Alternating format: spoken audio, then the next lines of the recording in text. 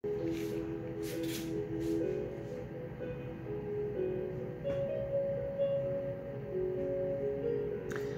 com muita alegria no meu coração mais este momento contigo aqui de uma leitura, entrando para o capítulo 12, na leitura dos capítulos do livro de Leonard Ravenhill. Esse é um livro que nos traz muito entendimento sobre esse tempo difícil de viver, nesse tempo onde a palavra de Deus para uns está pesada. Nós somos escolhidos. Nós somos escolhidos para alguma coisa nessa terra. Cada um tem um ministério, cada um tem um dom redentivo. E quem tem dom redentivo e procura mais, procura com zelo a capacitação nos dons, deliberadamente, mas quanto mais encargo, quanto mais dons, quanto mais lhe ser dado, mais lhe será cobrado. Então, se você está em busca, não tenha preguiça de buscar, mas também não tenha preguiça de servir, porque quanto mais você aprender, mais você vai servir. E se você está aprendendo para ensinar, melhor ainda. Agora, se você está aprendendo só para saber, vai ser difícil, porque se é para ensinar, você vai se esvaziar. Mas se você está aprendendo só se enchendo e não vai esvaziar, vai ficar com uma comorbidade espiritual tremenda, né? E nós não precisamos de sobrepeso, nem no corpo, que é uma batalha para perder uns quilinhos, e nem no mundo espiritual. Então vamos acatar aqui esta leitura especial do capítulo 12, que nos diz assim: uma igreja pródiga em um mundo pródigo. Quem fizer um exame geral da igreja hoje ficará a perguntar-se quanto tempo nosso Deus Santo ainda vai se segurar para não vomitar essa laodiceia da sua boca? A igreja morna, né? A igreja pródiga, no mundo pródigo, a igreja de Laodiceia. Quanto tempo vai demorar para o Senhor vomitar da sua boca essa igreja? Se é uma coisa em que todos os pregadores estão de acordo, é que esta é uma era da igreja de Laodiceia. Rica, abastada, tem tudo,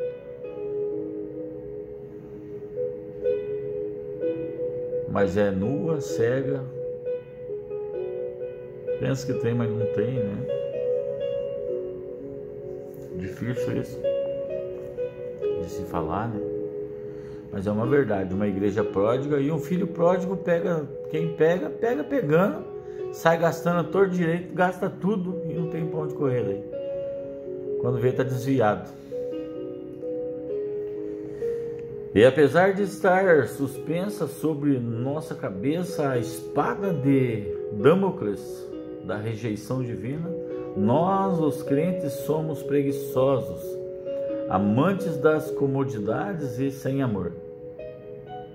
Pois embora nosso misericordioso Deus perdoe os nossos pecados e purifique nossa iniquidade e se compadeça da nossa ignorância, o fato é que nosso coração morno é uma abominação para Ele.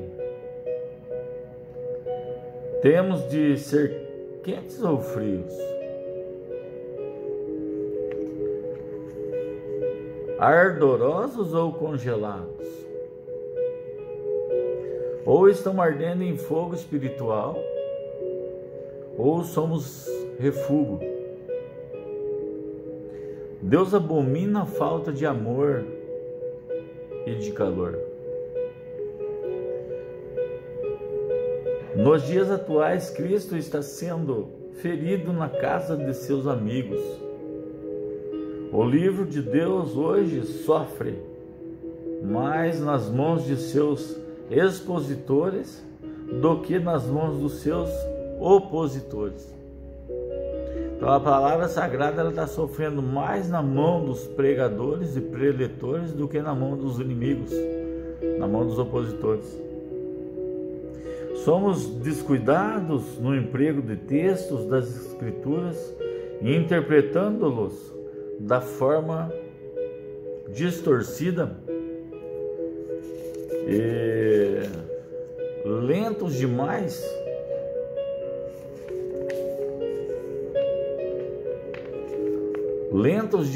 para nos apropriarmos de suas imensuráveis riquezas. Um pregador defende a inspiração da Bíblia com fala eloquente e espírito fervoroso, usando todo o seu vigor e energia, mas instantes depois, esse mesmo pregador, com uma calma mortal, começará a racionalizar essa mesma palavra inspirada com declarações contundentes. Esse texto não tem aplicação em nossos dias, e assim a fé ardorosa de um crente novo se esfria, com um jato de água gelada que vem da incredulidade do pregador. Hoje eu ouvi um testemunho de um rapaz que disse: eu estava em condições de... Como eu vou dizer? Ele estava em condições de usuário, né? E não num grau avançado, mas numa tranquilidade controlável. E disse que deu uma vontade de ir num lugar onde eles vendem as coisas, e ele chegou lá, e o mesmo pregador que ele estava no culto, ele viu lá no lugar que ele foi comprar a diversão, porque ele estava tentando sair e só não estava indo muito. Mas no dia em que ele foi lá, que ele saiu do culto, o preletor estava lá comprando, né? Então é complicado. Somente, mas assim, sem trazer peso, sabe? Porque isso, nem julgando ninguém, porque todos nós somos pecadores e pecamos a todo momento, correto? Quem não tiver pecado, que atire a primeira pedra. Mas somente a igreja pode agravar o Santo de Israel. É o que eu estava falando. Somente a igreja pode agravar o Santo de Israel. E em nossos dias ela demonstra uma habilidade incomum nisso. Se existem níveis de morte espiritual, então o nível mais baixo que conheço é pregar sobre o Espírito Santo sem ter a unção do Espírito Santo. Quando oramos, cometemos a imperdoável arrogância de suplicar que o Espírito Santo venha a nós com sua graça, mas não com os seus dons. Vivemos dias em que o Espírito tem sido reprimido ou relegado a segundo plano. Até mesmo nos círculos fundamentalistas, precisamos declarar que queremos ver cumprida a escritura de Joel 2. Pode ser que até clamemos: derrama teu Espírito sobre toda a carne, Senhor. Mas ao mesmo tempo colocamos aí uma cláusula não expressa.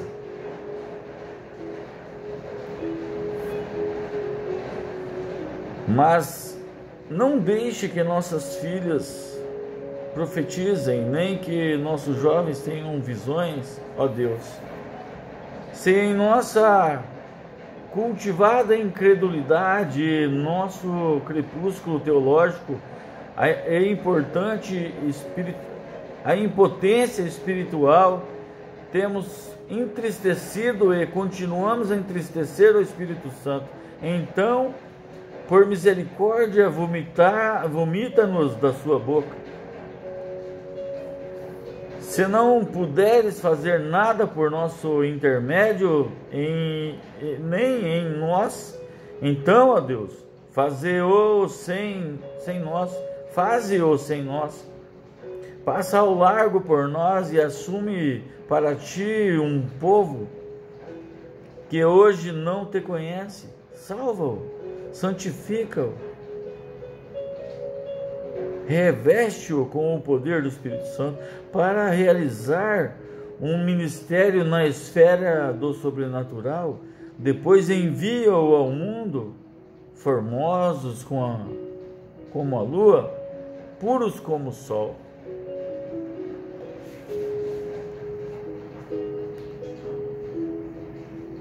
Formidáveis como um exército com bandeiras, para reavivar essa igreja enferma que está aí, a abalar esse mundo que se acha atolado no pecado. Pensemos um instante no seguinte,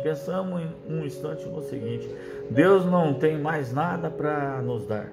Ele já deu seu Filho unigênito para a salvação dos pecadores, colocou a Bíblia, ao alcance de todos os homens, enviou o Espírito Santo para convencer o mundo do pecado e revestir a igreja de poder.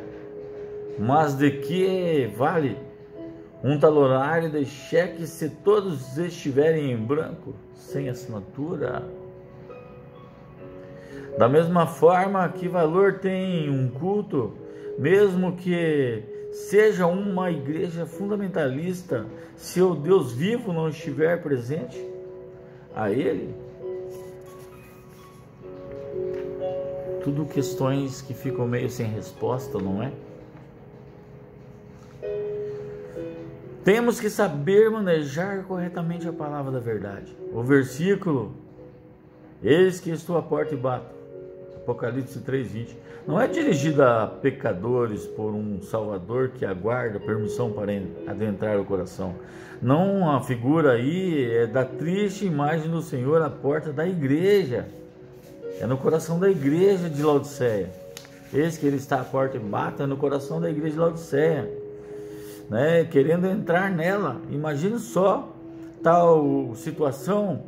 O texto mais lido nas reuniões de oração é: porque onde estiverem 2 ou 3 reunidos, ali estarei, e o meu nome, e ali estou no meio deles. Mas na maioria dos casos, ele não está no meio, está à porta. Cantamos louvores a ele, mas rejeitamos sua pessoa. Pegamos uma porção de comentários e nos apoiamos nas notas de margem da nossa Bíblia, assim como nos imunizamos contra as ardentes verdades da imutável palavra de Deus.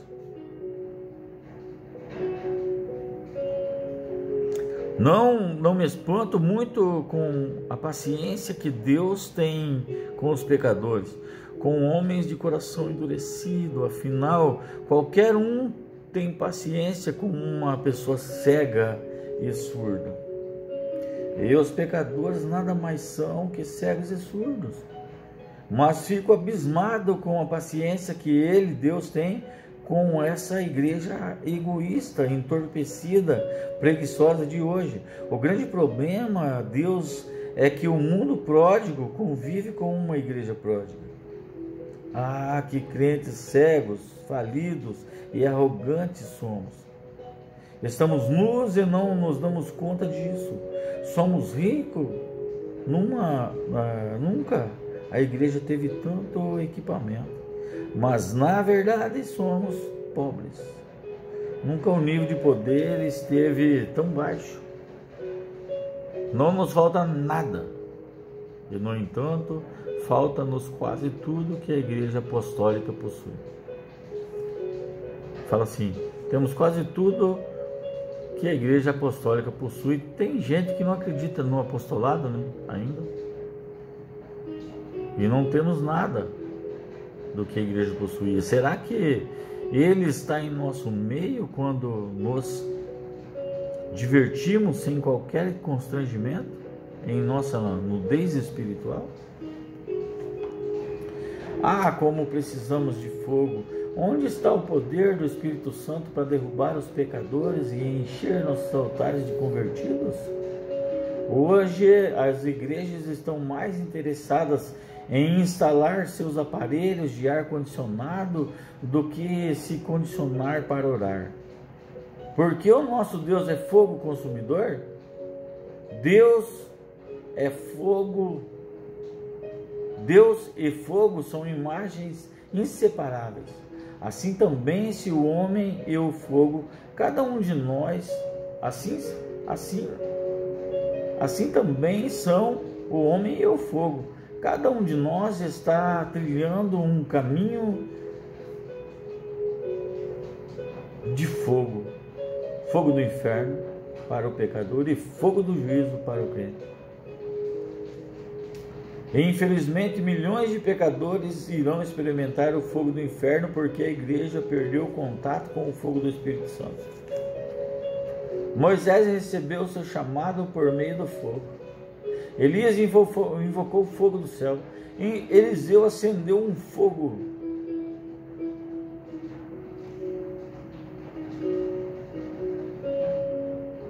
Eliseu acendeu um fogo. Miqueias profetizou sobre a purificação pelo fogo. João Batista afirmou: Ele vos batizará com o Espírito Santo e com fogo. E Jesus disse: Eu vim para lançar fogo sobre a terra. Se nós tivéssemos com o batismo de fogo a mesma preocupação que temos com o das águas, conheceríamos uma igreja em chamas e experimentaríamos outro Pentecostes. A velha natureza pode querer escapar ao batismo nas águas, mas certamente o batismo de fogo a destruirá, pois ele queimará a palha em fogo inextinguível. Os discípulos de Jesus, já haviam operado milagres e tinham presenciado a glória da sua ressurreição, só pregaram a cruz de Cristo depois que foram purificados pelo fogo. Com que autoridade o homem prega hoje, aqui ou nos países estrangeiros, sem antes ter vivido a experiência do cenáculo? Não nos faltam pregadores que queiram falar de profecias, mas nos encontramos muito pobres de pregadores proféticos. Mas nós nos encontramos muito pobres de pregadores proféticos. Não estamos apelando para que haja previsão espiritual e profetizadores do sensacional. O que resta para ser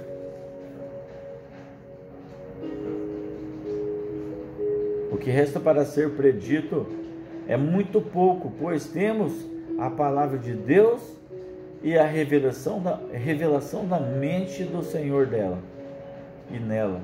Mas precisamos muito de homens que possam apregoar. Ninguém pode monopolizar o Espírito Santo, mas ele pode monopolizar os seres humanos. Os profetas, eles nunca são esperados, nem anunciados, nem apresentados. Apenas aparecem. São homens enviados, homens selados, homens do sobrenatural. João Batista não operou nenhum milagre. Quer dizer, os rios da miséria humana não correram para ele, para que os tocasse, mas ele soergueu uma nação que se encontrava espiritualmente morta. Chego a admirar-me com nossos evangelistas que, sem constrangimento algum, relatam que experimentaram um maravilhoso avivamento em tal ou qual lugar, quando milhares de pessoas vieram à frente consagrando sua vida a Deus, e depois acrescentam uma explicação para satisfazer os fundamentalistas, mas não houve desordem nem sensacionalismo algum.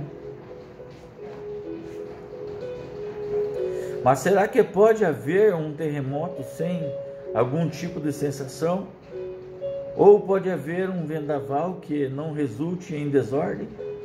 Não é verdade que o abrasante ministério de Wesley provocou uma revolução na Inglaterra? A igreja da Inglaterra bateu a porta de todos os seus templos na cara desse homem enviado por Deus, cujo nome era João Wesley. Mas nem assim esses líderes religiosos conseguiram conter a maré daquele avivamento operado pelo Espírito Santo. E Wesley, esse homem abençoado, abandonou a Universidade de Oxford, tendo sido um fracasso total, como disse ele, à vista de todos, com a mente de um filósofo, o ardor de um zelote e a garganta de um orador. Na tarefa de ganhar almas para o Cordeiro, aí chegou o dia 24 de maio de 1738, e numa reunião de oração numa casa, a sua Aldersgate, ele nasceu do Espírito e depois foi batizado por ele. E durante 13 anos esse homem, que tinha um batismo de fogo, abalou 3 reinos. Imagina abalar 3 reinos com a ministração, com a palavra. Mesmo havia acontecido em Savonarola, que abalou a cidade de Florença, na Itália.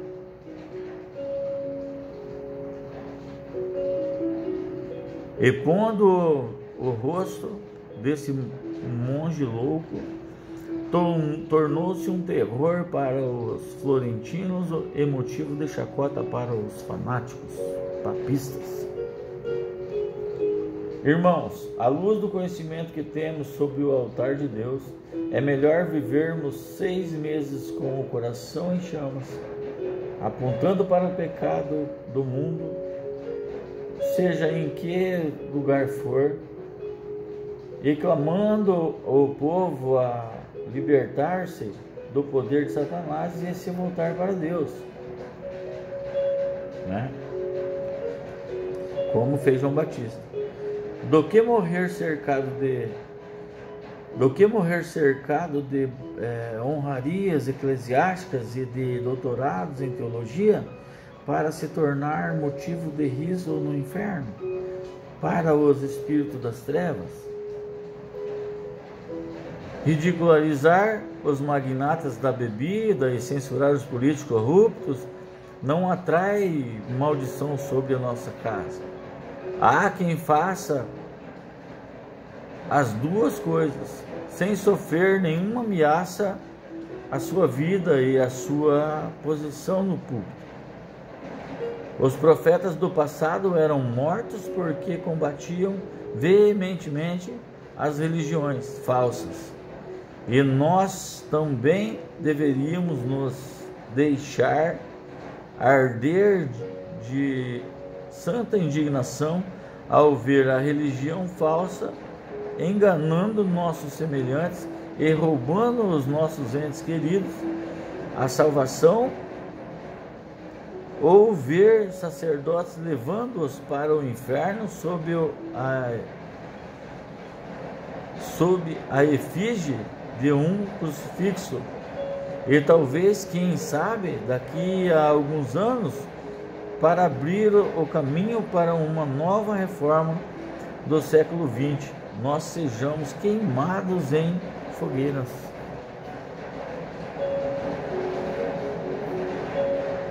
Aí está. Esta aqui é para se ler e chorar. Hoje, o protestantismo mutilado vê os sacerdotes católicos romanos elogiando os evangelistas protestantes. Responde em sã consciência: você acredita que esses mesmos papistas aplaudiram Lutero, o apunharam, savanaram? Ó Deus, envia-nos pregadores que possam entregar mensagens que penetram o coração dos homens e o incendeie. Envia-nos a uma geração de pregadores, envia-nos uma geração de pregadores mártires, de homens em chamas, quebrantados e prostrados diante da visão de um castigo iminente e de um inferno eterno para os irregenerados.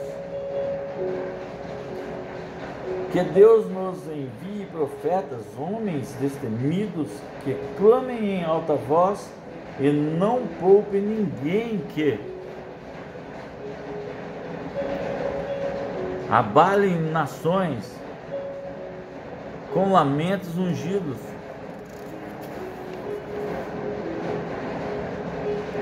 que sejam fervorosos quase a ponto de se tornarem insuportáveis, duros a ponto de ser difícil ouvi-los, e descomprometidos a ponto de sofrerem perseguições.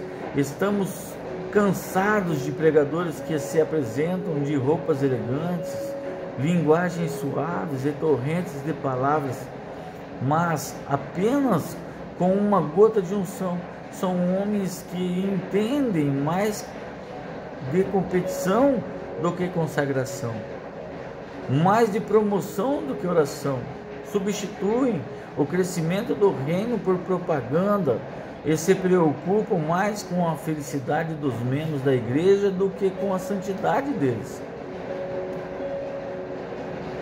Comparados com uma igreja neotestamentária, achamos-nos tão abaixo do normal, somos tão pouco apostólicos, né? Em muitos casos, a sã doutrina está fazendo muita gente dormir, pois a letra não basta, é preciso que ela esteja inflamada. O que dá vida é a letra mais o espírito. Um bom sermão, a expressão numa gramática perfeita, com uma interpretação irrepreensível, pode ser tão sem gosto como uma colherada de areia na boca. Se quisermos paralisar o comunismo e desmantelar a igreja romana, precisamos de uma igreja batizada com fogo. Moisés foi atraído por uma sarça ardente. Se a igreja estiver em chamas, atrairá o mundo, porque eles ouvirão a voz de Deus vivo falando-lhes do meio dela.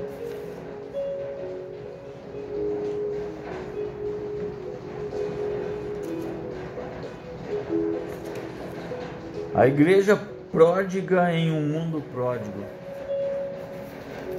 Discorrendo essas páginas desse capítulo, eu consigo compreender, nós compreendemos, eu consigo compreender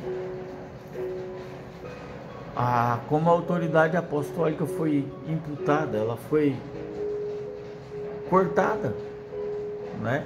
Restam 4 dedos, resta o pastoreio, o evangelismo, o profético e o mestrado, né? Mas o apostólico foi cortado. Se cortou, como que vai segurar a espada? Como que se segura a espada sem o dedão?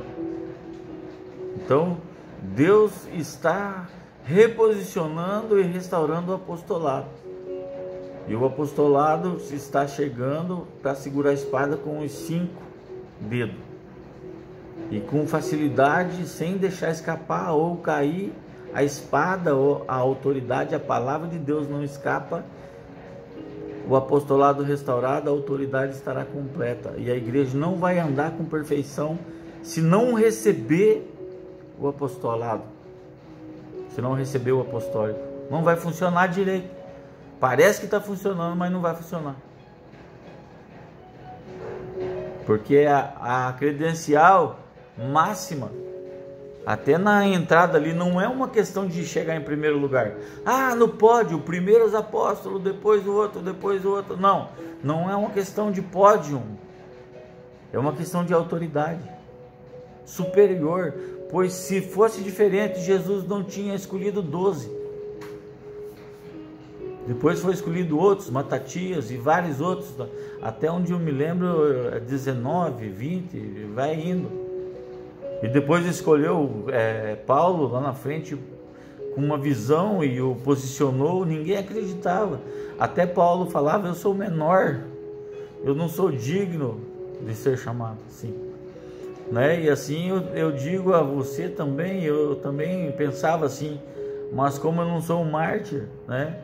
Eu tive uma visão onde Cristo falou para mim quem eu era dentro do apostólico, né? Apostolado, apóstolo apostólico, manejando e aprendendo os outros ministérios junto, para lá no futuro servir com exatidão, empunhando a espada com todas as funções vigentes. Quem aceitar, aceitou. Quem não aceitar, não vai aceitar. Eis-me aqui, Senhor. Usa-me a mim, porque eu aceitei e estou aqui e vou servir nessa pegada.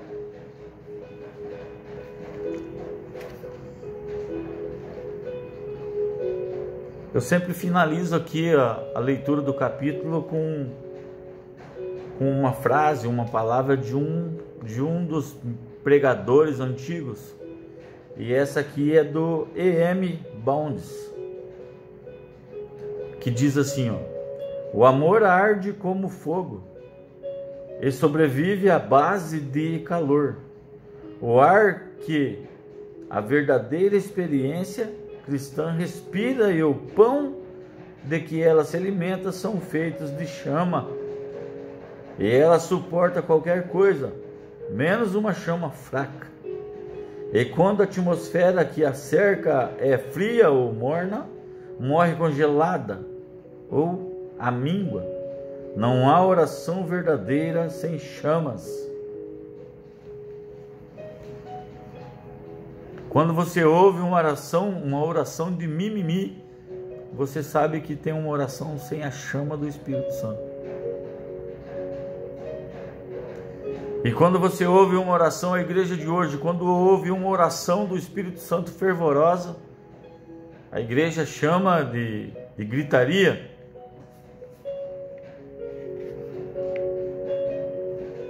Vou ler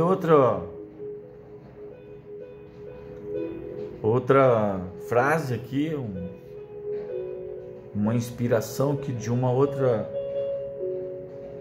pessoa que ministra a palavra de Deus, M. Carmichael. Ah, quem me dera ter quem me dera ter grande paixão pelas almas, ter uma compaixão que se apieda. Ah, quem me dera ter um amor que amasse até a morte, um jogo que me consumisse. Ah, quem me dera ter o poder da oração vitoriosa, que se derrama em favor dos perdidos, uma oração vitoriosa em nome daquele que venceu. Ah, quem me dera um Pentecostes, uma alma que ansiava ou anseia, não sei a idade dela, por um poder, fogo vivo do Santo Espírito. Henry Martin disse assim: quero ter fervor para com Deus, afinal, de tudo o que Deus nos ordena, o principal é a oração. Ah, como desejo ser um homem de oração. E quando você encontra um homem que ora com fervor, procura descobrir quem é o amigo dele que o inspira em chamas.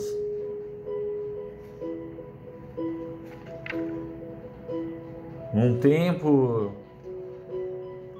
onde a geleira espiritual está cada vez crescendo mais, como igreja,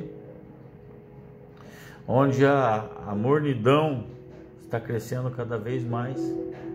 Nós, a igreja fervorosa, não somos pródigos,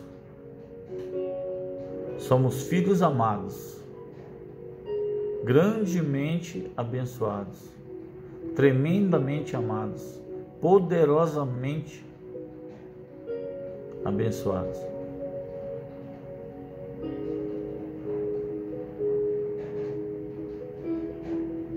E isso nos dá muito prazer no Senhor.